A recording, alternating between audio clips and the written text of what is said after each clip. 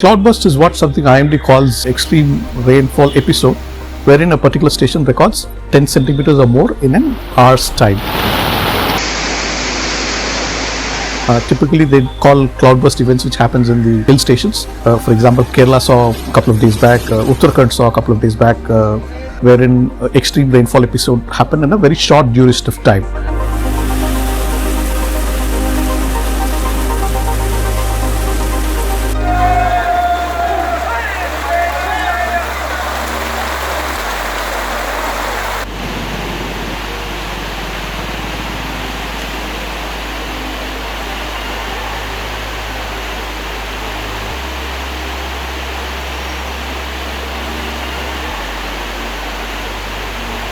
IMD does not actually have a mini cloudburst classification. For example, there's some places where the Ghats and the coast is less than 75 kilometers.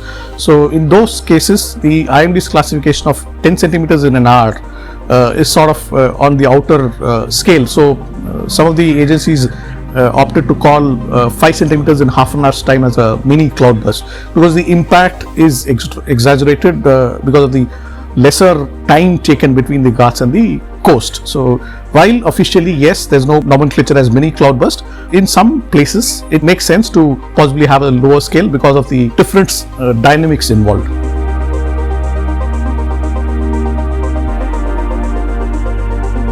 Yeah, now typically what happens in the Ghats is that there are valleys which face the windward direction, and when the moisture gets pushed in, the valleys trap the moisture completely. There's no other way for the clouds to go, and the extreme level of moisture which is there in the valleys has to come down as rains. The largest worry with the cloudburst is that because it happens in the hilly areas, a lot of rains happen in a short duration of time, which triggers not only huge amount of water flow into the rivers, but there is a risk of landslides which happen. And on top of it, you also have mudslides, you also have floods which could happen downstream, especially in a state like Kerala where the distance between the Ghats and the coast, the plains, is very less.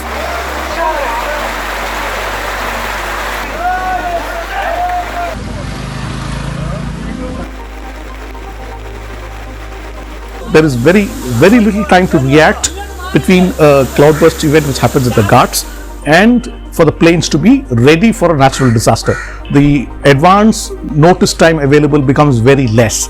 So your disaster management has to be lightning quick even to sort of react rather than be proactive in instances like this. Western Ghats, the rainfall pattern varies between two places a kilometer or two down the line. So weather models would not be able to capture the exact location of such an event. As far as cloudburst is concerned, it is the real-time observation which is critical.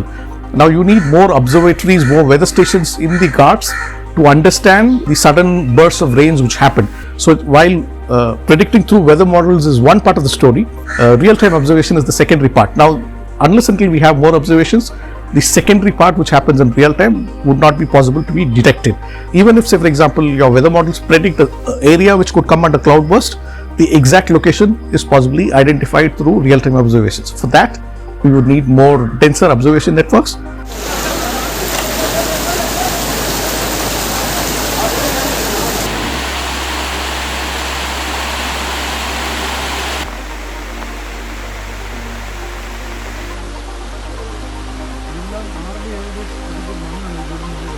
We are seeing oceans getting warmer of late. It's part of the global warming. When the oceans get warm by even half a degree, the repercussions are wide-ranging in terms of how heat waves happen, how extreme rainfall episodes happen, etc. Because the ocean traps the heat which is generated in the earth and releases it slowly.